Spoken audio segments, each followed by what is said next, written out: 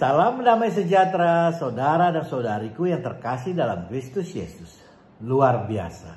Sekarang kita sudah kembali memasuki masa Prapaskah 2023. Dalam masa Prapaskah ini kita semua diajak untuk menghayati dengan penuh syukur kasih Tuhan yang telah mati, bangkit dan datang kembali bagi kita semua dalam karya penyelamatan Allah. Di masa ini kita semua diajak untuk menunjukkan pertobatan kita, penyangkalan diri kita sebagai tanda pengorbanan diri kita yang kecil yang akan dipersatukan dengan pengorbanan diri Yesus. Dalam APP 2023 ini tema utamanya adalah kesejahteraan bersama yang dalam bahasa Latin dikatakan dengan bonum commune.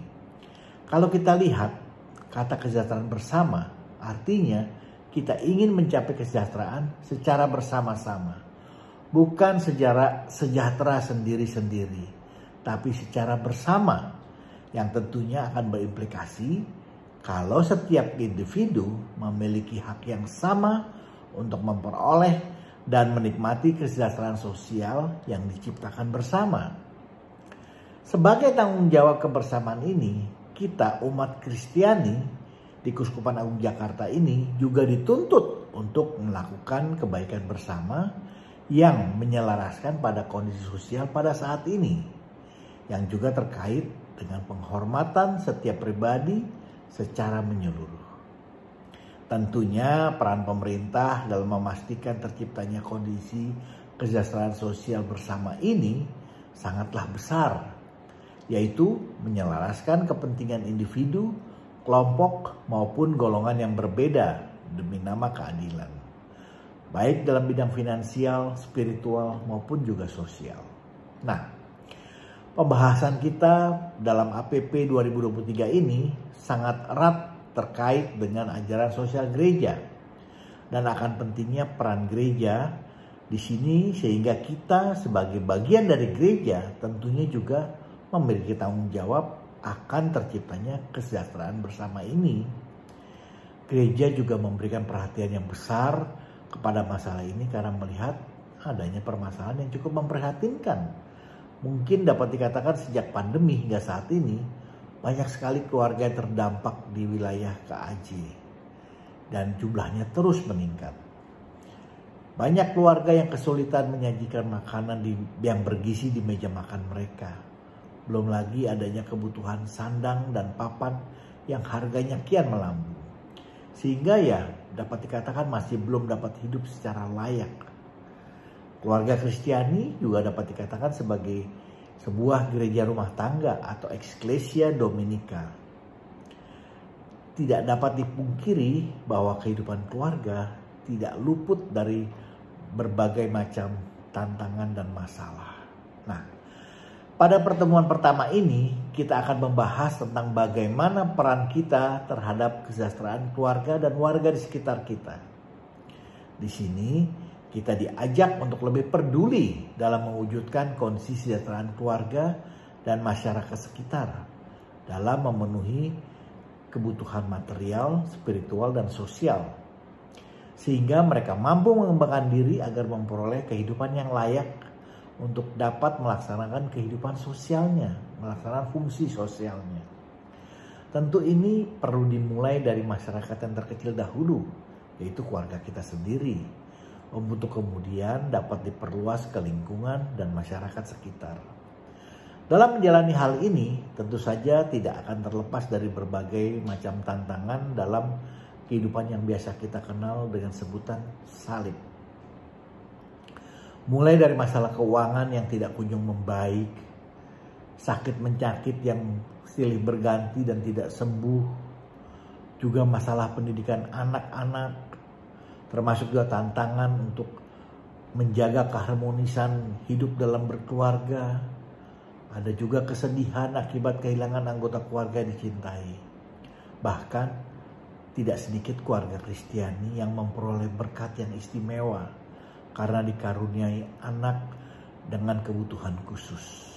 Nah, semua tantangan, masalah, dan salib ini tentu bukan hanya harus dihadapi dengan seksama, dengan hati yang lapang, tapi juga perlu disadari kalau kita setiap keluarga Kristiani membutuhkan kekuatan yang datang dari Tuhan sendiri.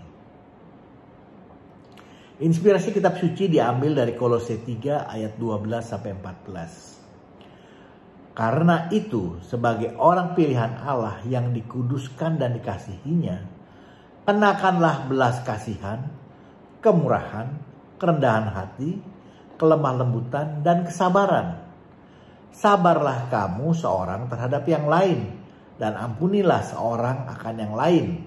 Apabila yang seorang menaruh dendam terhadap yang lain, sama seperti Tuhan telah mengampuni kamu, kamu perbuatlah juga demikian. Dan di atas semuanya itu, kenakanlah kasih sebagai pengikat yang mempersatukan dan menyempurnakan. Nah, di sini kita semua diingatkan bahwa kita adalah orang-orang pilihan Allah. Artinya kita sudah terpilih sebagai orang-orang pilihan. Tentunya sebagai orang pilihan kita pun perlu terlihat berbeda. Berbeda yang bagaimana? Ya, di ayat 12 dikatakan sebagai orang-orang pilihan Allah kita diharapkan untuk selalu mengenakan belas kasihan, kemurahan, kerendahan hati, kelemah lembutan, dan kesabaran. Bahkan di ayat 14 dikatakan untuk mengenakan kasih. Nah, kasih sebagai pembungkus, pengikat yang mempersatukan dan menyempurnakan.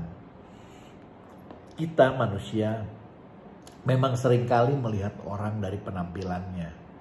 Untuk itulah Tuhan ingin kita mengenakan semua itu, agar orang yang melihat menyadari seperti apa orang-orang pilihan Allah. Di sini kita sebagai murid-murid Yesus, kita punya kesempatan untuk menunjukkan hal-hal yang Yesus telah teladani bagi kita. Belas kasihan, kemurahan, kerendahan hati, kelemah lembutan, dan juga kesabaran. Kita juga diharapkan dapat sabar dan mau mengampuni orang lain. Disinilah kita perlu merefleksikan diri kita semua ke dalam hidup kita, dalam keluarga kita, dan kepada masyarakat di sekitar kita, agar terciptanya kesejahteraan bersama. Ajaran sosial gereja juga memberikan peneguhan wawasan dalam sikap dan pandangan gereja tentang keluhuran keluarga. Yang pertama dari Familiaris Consortio, di mana Paus Yohanes Paulus II bicara tentang peranan keluarga Kristen dalam dunia modern.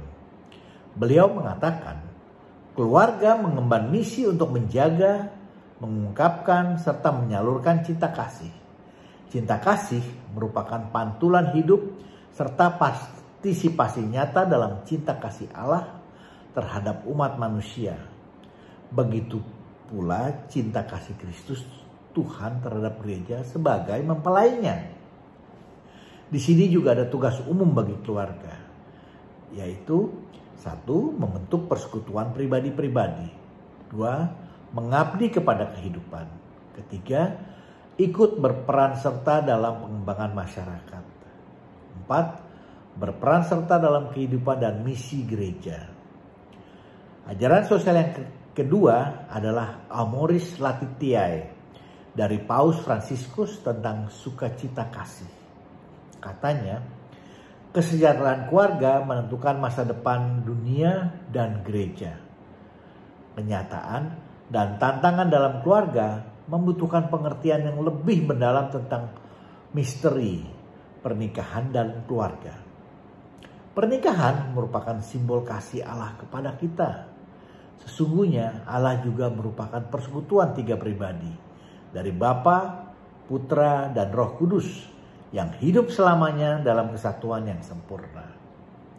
Dan inilah sesungguhnya misteri perkawinan. Allah membuat dari pasangan menjadi satu kehidupan. Kasih persahabatan menyatukan seluruh aspek perkawinan dan membantu anggota keluarga untuk bertumbuh terus-menerus.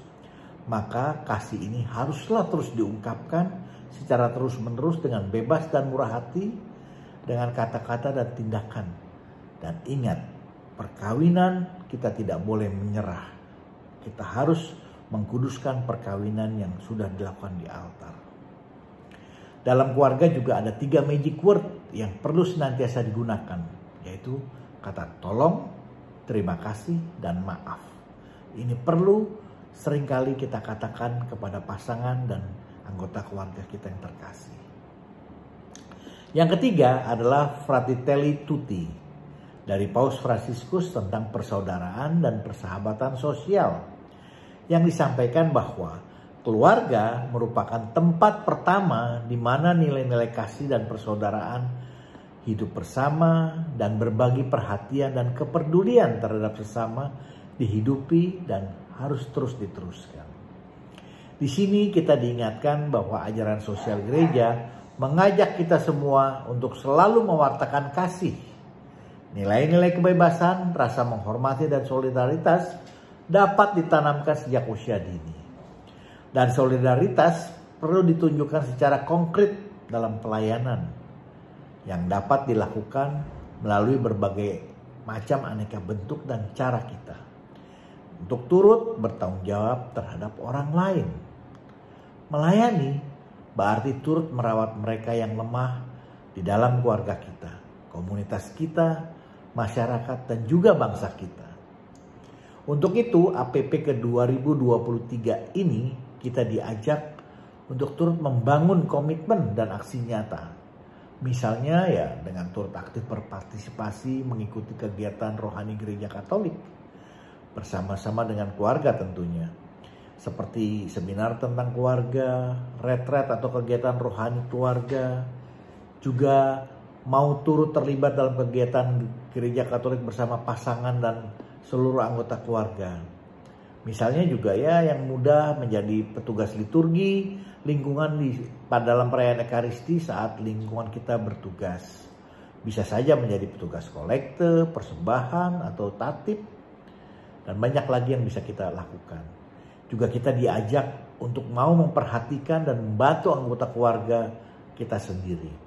Yaitu dengan memelihara komunikasi yang baik dengan seluruh keluarga besar, dengan orang tua, pasangan, anak, adik, kakak, ipar, menantu, maupun juga mertua. Memahami kebutuhan, harapan maupun tantangan yang mereka hadapi. Bersedia membantu keluarga besar yang mengalami kesulitan dan juga siap melakukan konsiliasi pada saat terjadi konflik. Serta kita dapat melakukan doa bersama keluarga. Lebih dari itu, kita juga diajak untuk memperhatikan warga sekitar. Misalnya dengan aktif dalam kegiatan baik di lingkungan maupun di RT RW. Melakukan aksi sosial seperti kunjungan sosial ke panti asuhan, panti jompo, juga membantu keluarga-keluarga yang kesulitan. Bila ada masukan, mohon berikan komentar Anda. Jangan lupa di like dan subscribe, juga di share agar kita dapat saling memberkati. Amin. Tuhan Yesus memberkati kita semua.